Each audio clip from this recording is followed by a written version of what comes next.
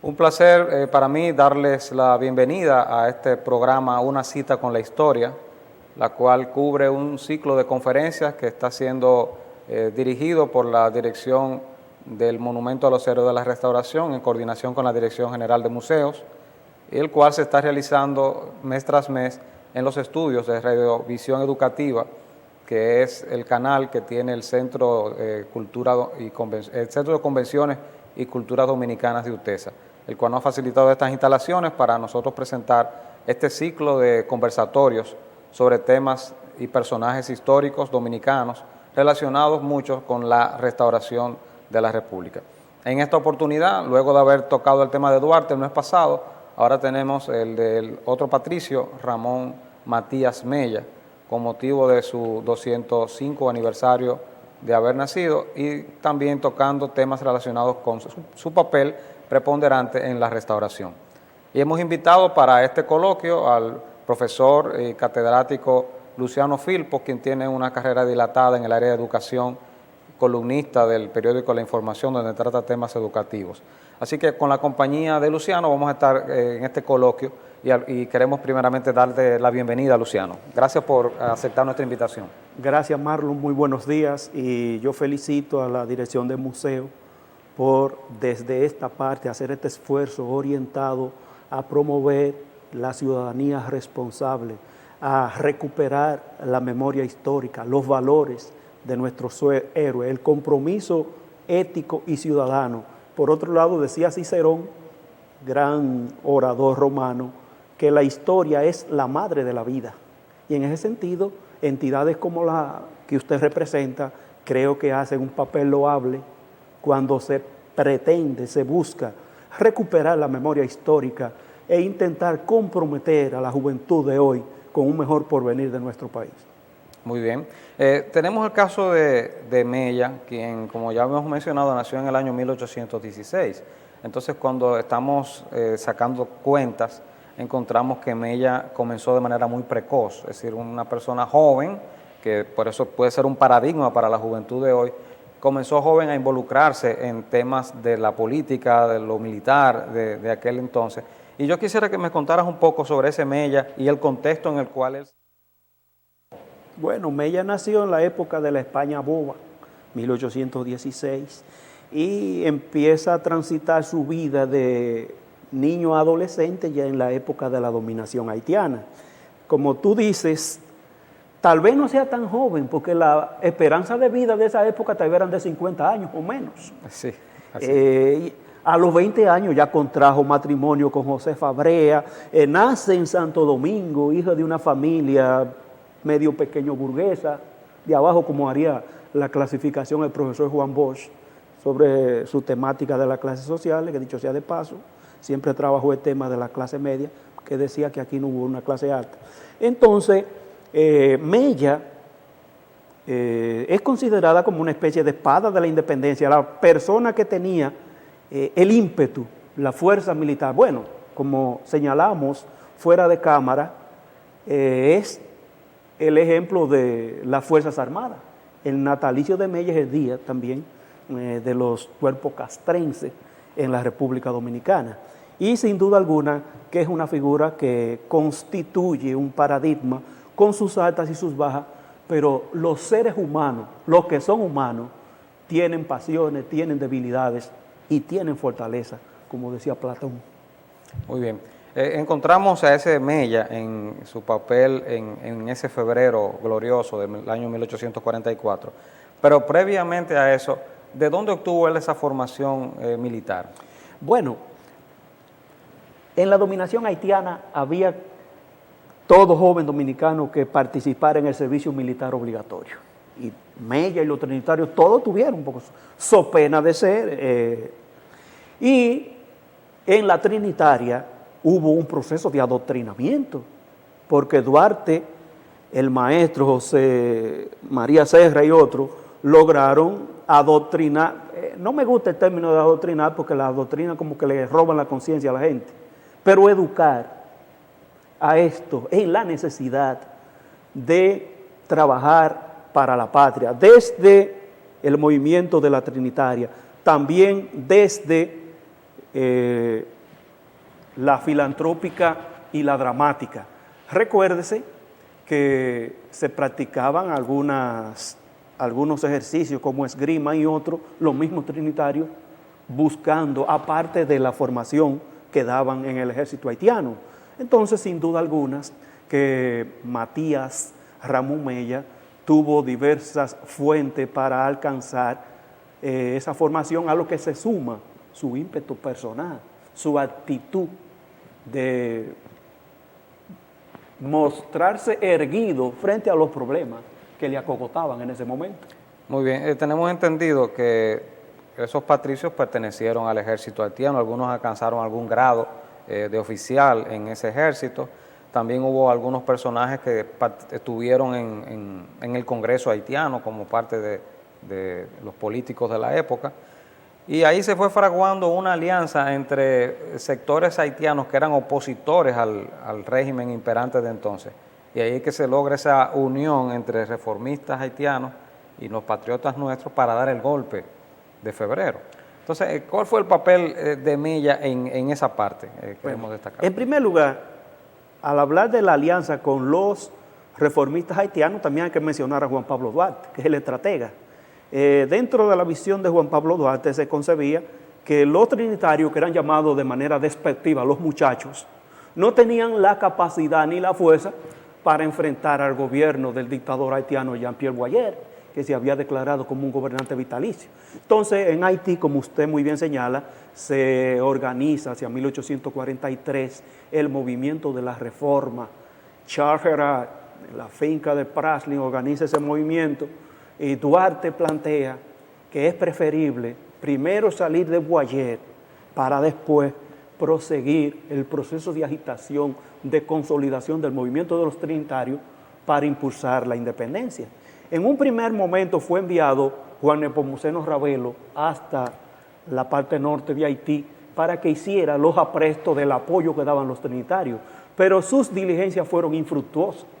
Es en ese sentido entonces que Duarte ve en Mella el elemento que tiene la agallas, la valía para hacer el acuerdo, y Mella logró llegar hasta Los Cayos y hablar con Gerard y otros jerarcas del movimiento de la reforma y articular el apoyo que le ofrendaban los trinitarios desde acá hasta ellos, que era un apoyo estratégico.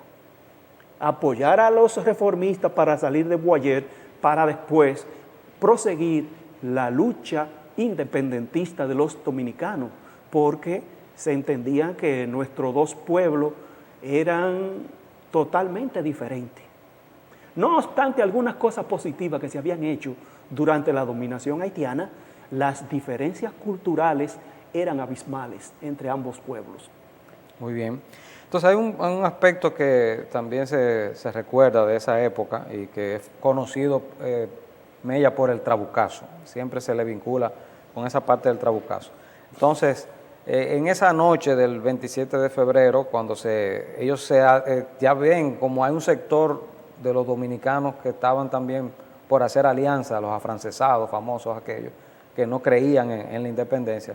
Entonces, en esa hora de vacilación, esa hora tan estratégica, el papel de Mella. Antes, en 1843, después de la agitación de los trinitarios, las autoridades haitianas llegaron para acá, en persona, a culminarlo, a que depusieran su actitud levantisca o lo someterían. Es en ese marco que Duarte tiene que salir del país y a Mella y a Sánchez le cae la responsabilidad de reorganizar el movimiento. Entonces, sí, en un ambiente, como señala usted, de vacilación, porque en enero de 1844 se habían producido dos manifiestos. El manifiesto afrancesado del 1 de enero, que planteaba que los pueblos de la parte este se unieran para proclamar la independencia en abril, y el manifiesto del 16 de enero, que se atribuye su redacción a Sánchez y a Bobadilla, y que planteaba que los pueblos se unieran para proclamar la independencia el 27 de febrero. Y en ese contexto de vacilación, donde no se sentían con mucha fuerza, Mella lanza el trabuco, que exacerba los ánimos y que genera un estado de efervescencia. Dicho sea de paso, en ese momento en Haití había una situación de inestabilidad, porque después que los haitianos salieron de Jean-Pierre Boyer y era presidente Charles Gerard, habían muchas ambiciones, como las ha habido hasta hoy, que estamos viendo a Haití en las calles, el pueblo pidiéndole a Jovenel Moïse que se vaya, y que se dice que se quede y apelando a los organismos internacionales. Entonces, el trabucazo es un hecho simbólico para llamar la atención, para enaltecer el ánimo, que se da en la Puerta de la Misericordia. En el Parque Independencia son dos lugares contiguos, la Puerta de la Misericordia y la Puerta del Conde, donde se junta la gente que va a proclamar que somos independientes. En el este del país plantean algunos que la primera proclamación de independencia se dio en Los Llanos, ya que Pedro Santana y Ramón Santana venían desde allá, que eran partidarios del movimiento que proclamaría la independencia en febrero. Muy bien, es decir que Mella jugó un papel protagónico, claro, con su dinamismo. Ajá. Y logró encender esa chispa para que no se apagara ese deseo de separarnos de Haití. Su papel posterior ya a la independencia, vamos a seguirlo tratando en el otro segmento, ver ese papel de él en el golpe que los trinitarios forjaron más adelante, también en la batalla del 30 de marzo aquí en Santiago, y ya el papel de la restauración. Así que vamos a continuar en el segundo segmento tratando más de este Mella, más vinculado ya a lo que es la restauración y las epopeyas patrias de esa época.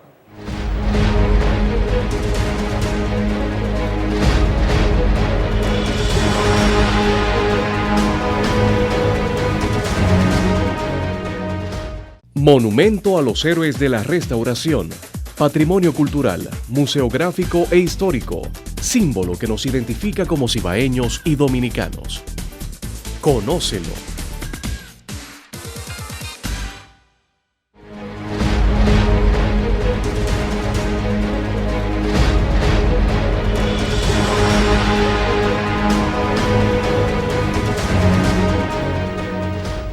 Aquí estamos de nuevo en el segundo segmento, tratando sobre el papel estelar del patricio Ramón Matías Mella en los procesos independentistas de nuestra patria.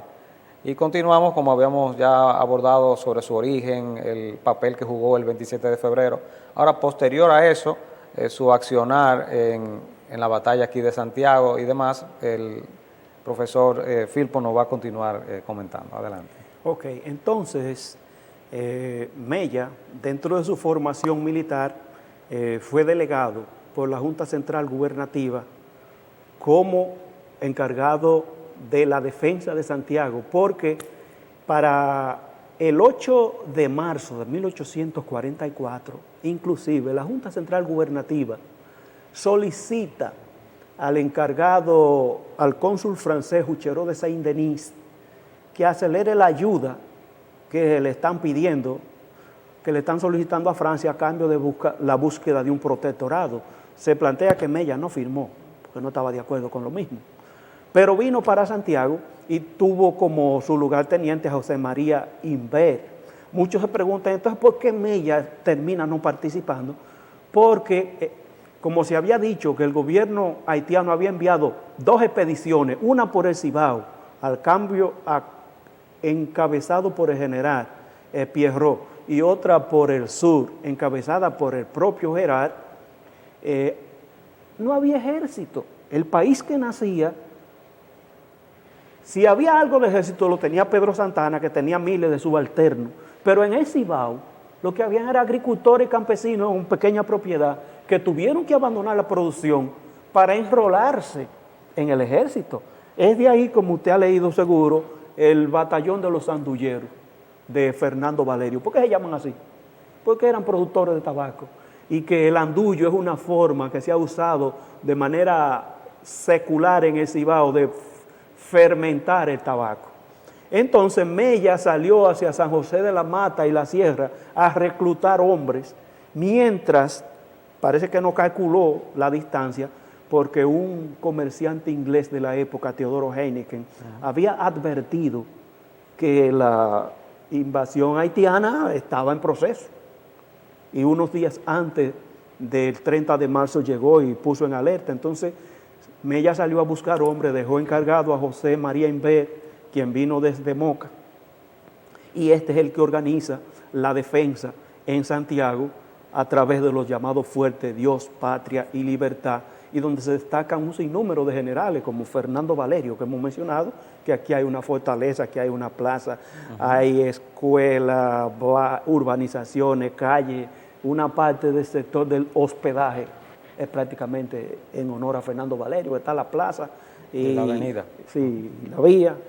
Entonces, el rol de Mella tal vez no es el más destacado en la batalla del 30 de marzo, pero lo que se plantea que él fue que dejó todas las instrucciones a Inver para que se organizaran los fuertes. Aparte de los problemas que se dieron, que los haitianos tenían una rivalidad, porque la derrota haitiana aquí en Santiago se plantea es fruto de la estrategia de los dominicanos de hacer circular un pasquín donde se establecía que Gerard había muerto allá, en el sur, en la batalla de Asua, donde Juan Pablo Duarte había tenido contradicciones con Pedro Santana, que es el que está comandando la situación allá, porque después de derrotar a los haitianos en Asua, entonces hay un repliegue hacia Baní, abandonando la plaza, cosa que Mella también intentó coger para allá, bueno, porque entendían la guerra de ofensiva, sí, que era lo que se debía llevar a cabo para desplazar a las tropas haitianas hacia la frontera. Plantea Joaquín Balaguer en su libro El Centinela de la Frontera que el verdadero héroe de las batallas del sur no es Santana, sino Antonio Duvergé, el cual termina siendo fusilado por Santana por celo, porque lo veía como una sombra en su papel heroico, como se le destacaba en aquella época. Bien, entonces ya encontramos a un Mella que está fogueado en la batalla y ahora también da un golpe político al proclamar a Duarte. Cuéntanos un poco de eso. Ajá, mira, el primer gobierno de la República Dominicana es el gobierno de la Junta Central Gubernativa, donde se dice que el primer día estuvieron dirigiendo la Mella y Sánchez, pero que ya desde el 1 de marzo Bobadilla y los conservadores se apropian del control de la Junta. En junio de 1844 se da un golpe revolucionario en la Junta dirigido por Duarte y los trinitarios, donde desplazan a Bobadilla y los conservadores. Por eso se habla de golpe revolucionario y se establece a Sánchez como el presidente de la Junta Central Gubernativa. En ese sentido se envió a Mella a los pueblos del Cibao a hacer las conexiones buscando el apoyo de todos estos pueblos para el gobierno de los trinitarios. Es en ese marco que en junio de 1844 Mella propone a Duarte como presidente, o lo aclama en Puerto Plata como presidente.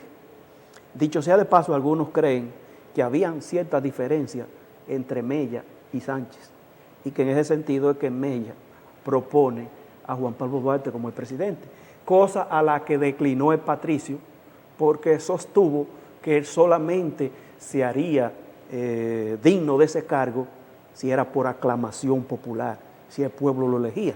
Entonces, el 12 de julio, un mes y unos días después del golpe revolucionario, viene el contragolpe conservador de Pedro Santana. Y consiguientemente en ese mes son enviados al exilio y declarados como traidores a la patria todos los trinitarios. Hecho que perdurará por 4 años hasta 1848, cuando el presidente Manuel Jiménez, que había sustituido a Pedro Santana porque renunció, deroga el decreto que endilgaba el papel de traidores a la patria a los trinitarios. Duarte fue el único que no se acogió al retorno, porque Duarte planteaba que fue Manuel Jiménez el que había puesto en ejecución el decreto, no obstante ser Pedro Santana el presidente de la República. Entonces ahí es que viene ya cuando regresa Mella que se vincula ahora con Santana. Ajá.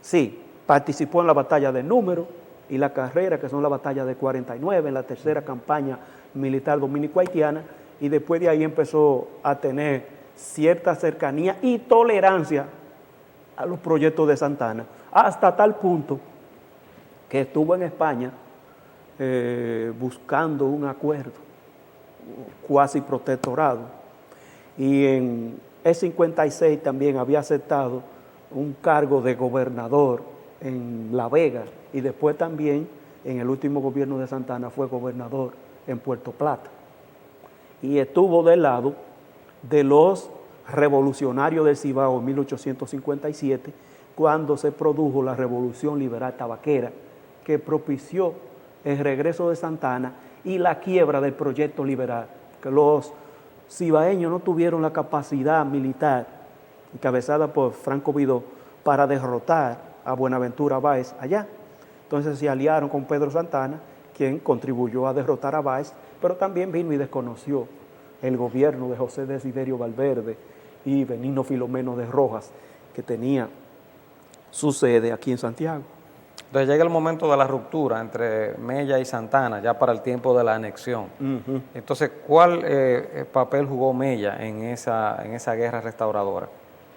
Bueno, el último gobierno de Santana, mire, Santana es definido como un gobernante torpe, brutal, que resolvía las cuestiones fusilando.